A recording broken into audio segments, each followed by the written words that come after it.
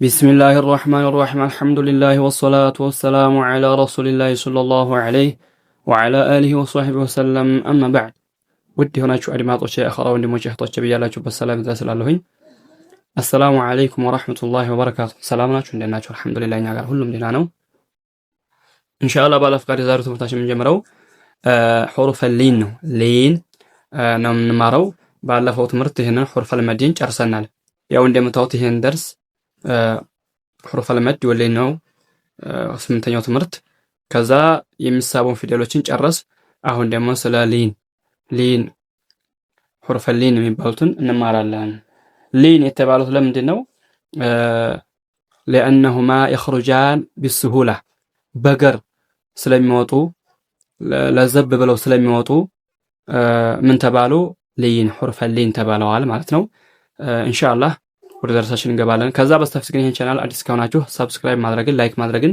እንዲሁም ይሄን ኸይር ለወንድሞቻችን ለእህቶቻችን ሼር ማድረግን አትርሱ አሳድጉት ይሄን ቻናል አለው ለምን በዚህ በቻናል አንድ ቀን ቁርአን አንድ ቀን ኑራንያን እስከምንጨርስ ድረስ እየለቀቅን ነውና ማለት ነው طيب እንደምታዩት ይሄ አይሳብም حرف اللين እነዚህ ፊደሎች አይሳቡም ከዚህ ጀምሮ እስከ እዚህ ድረስ እንደምታዩት መድ የለም እዚህ ጋር ብዙዎች ሰዎች ግን ሲቀሩ ይሄን ይስቡታል ይስተት ነው አይሳብም هذا متى يمد حرف اللين የሚሳቡት መቼ ነው አላዋቸው ላይ በቁርአን ውስጥ ሲመጡ አላዋቸው ላይ ስናቆም ይሳባሉ እንጂ ነገር ግን ወደፊት ቀጥለን በመቀራ ሰዓት አይሳብም ምሳሌ قوله تعالى والصيف ስናቆም እንስበዋለን من خوف ስናቆም እንስበዋለን لإيلاف قريش ስናቆም ይሳባል ይሄ ሁሉ መድሊን ነው ነገር ግን ወደፊት ቀጥለን በመንቀራ ጊዜ አይሳብ መድ የለውም ልዩነታቸውን حرف المد እና حرف اللين ልዩነታቸውን መጀመሪያው ትምህርት ላይ ገና ስንጀምር ተናግሬያለሁ እዚህ ላይ ተናግረናል አሁን ግን ዛሬ ዝም ብለን ብቻ እንማራለን ማለት ነው طيب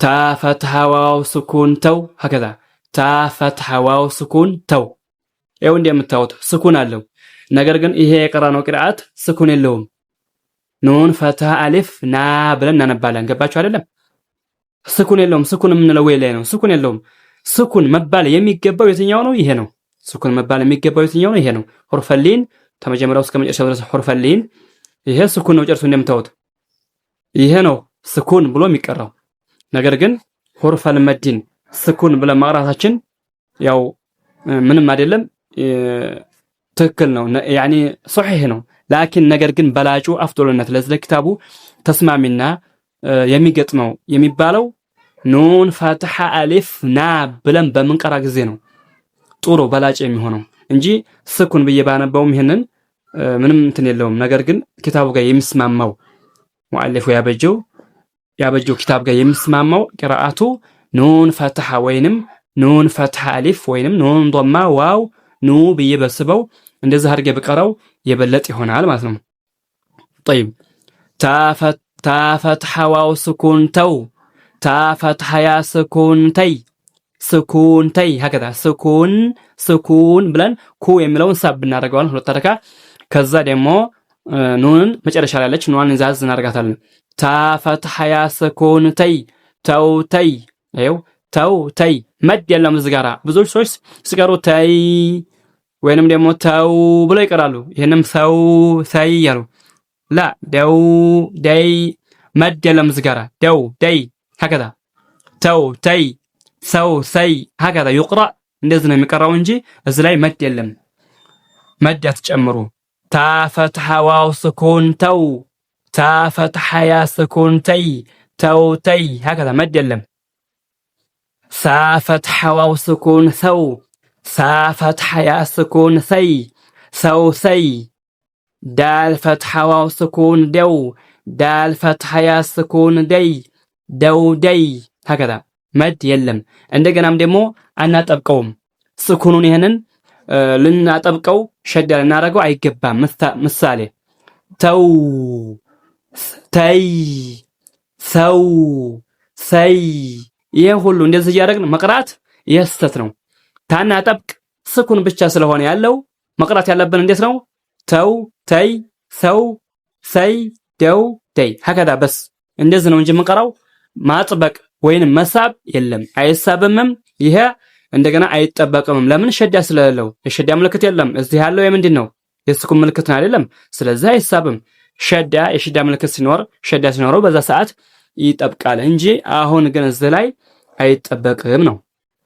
طيب ዛል ፈትሐ ዋው ስኩን ዘው ዛል ፈትሐ ያ ስኩን ዘይ ዘው ዘይ ሮ ፈትሐ ዋው ስኩን ረው ይኸው ሮ ፈትሐ ሮ እንደገናም ደግሞ ዛል ስንል ዳል ስንል እንዳትረሱ መጨረሻ ላይ ላም ስላለች እዚህ ላይም ደግሞ ዛል ፈትሐ ዋው ስኩን ዘው ዛል ፈትሐ ያ ስኩን ዘይ ዘው ዘይ ሮ ፈትሐ ዋው ስኩን ረው ሮ ፈትሐ ያ ስኩን ረይ ረው ረይ ሀከዛ አይጠበቅም አይሳብም። ዛ ፈትሐ ዋው ስኩን ዘው ዛ ፈትሐ ያ ስኩን ዘይ ዘው ዘይ ሀከዛ ዘው ዘይ ሲን ፈትሐ ሀከዛ ሲንን ግልጽ አድርገን እንደገናም ደግሞ መጨረሻ ላይ ኑን አለች። ኑኗን ያዝ እናደርጋለን። ኑኑ ወይን ነው የሚሉ ሰዎች ይኖራሉ። አንዳንድ ኑኑ የምትለው ወይ ላይ ነው ይላሉ። ይሄን ኑኑን ለማየት ከፈለጋችሁ መጀመሪያው ትምህርት ላይ አደርሱል አወል የሚለው ላይ ሁሩፉል ሂጃኢል ሙፍረዳህ የሚለው ላይ እዛ ላይ በግልጽ ተናግረናል።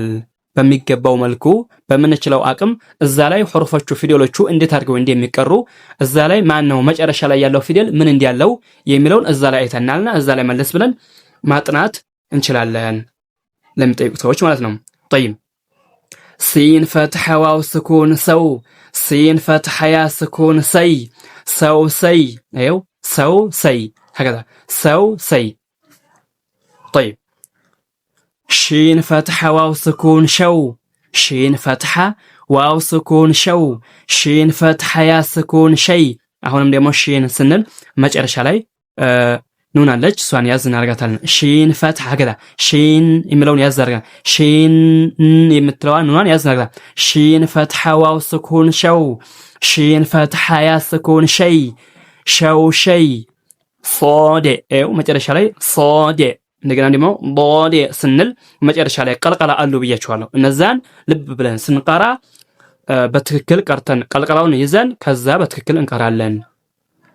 صاد فتحة واو سكون سو ايو صاد فتحة صاد ايو صاد صاد فتحة واو سكون صو صاد فتحة يا سكون صي صو صي هكذا صو صي صو صي شدة سنرق صو صي ማለት የለብንም ሸዳ ማድረግ የለብንም። ብዙዎች ሰዎች ሸዳ ያደርጋሉ። ይስተት ነው። ሸዳ አናደርግም። صو صي هكذا ضاد فتحة واو سكون ضو ضاد فتحة يا سكون ضي ضو ضي هكذا صو صي ضو ضي هكذا እና ይሄንን ልብ ብላችሁ አዳምጡ። ሸዳ እንደማላለው እንደገና ደግሞ መድ እንደሌለው ይሄንን ልብ በሉ እላለሁኝ። እንደገናም ደግሞ ፊደሎችን ስንቀራ መጨረሻ ላይ ያሉትን ፊደሎች እንቀራለን። ምሳሌ ሺን የሚለው ኑን አለው መጨረሻ ላይ ሷድ የሚለው ምሳሌ ሷድ የሚለው መጨረሻ ላይ ዳል ቀልቀል አለ። እንደዚሁም ደግሞ ضاد ስንል ضاد ض አይዋ እነዚህ ፊደሎች ይወፍራሉ። ስንቀራ እየወፈር ሷድ ض هكذا ض እነዚህ ፊደሎች ይወፍራሉና ስንቀራ እያወፈር እንደገና ደግሞ እንዴት አድርገው እንደሚቀሩ የሚለውን በደንብ አድርገን እየተከታተል ማንበብ ይኖርብናል። ለምን ቁርአን ስለምንቀራ ይሄን ቁርአን ደግሞ ፊደሎችን በደንብ አድርገን እማንቀራና የማንለይ ከሆነ እንዴት አድርገን ቁርአን መቅራት አንችልም። ስለዚህ እዚህ ላይ ትኩረት ቃዒደተ ኑራንያ ላይ ትኩረት ማስጠት ይገባል ማለት ነው። የዛሬው ትምህርታችን በዚህ ያልቃል።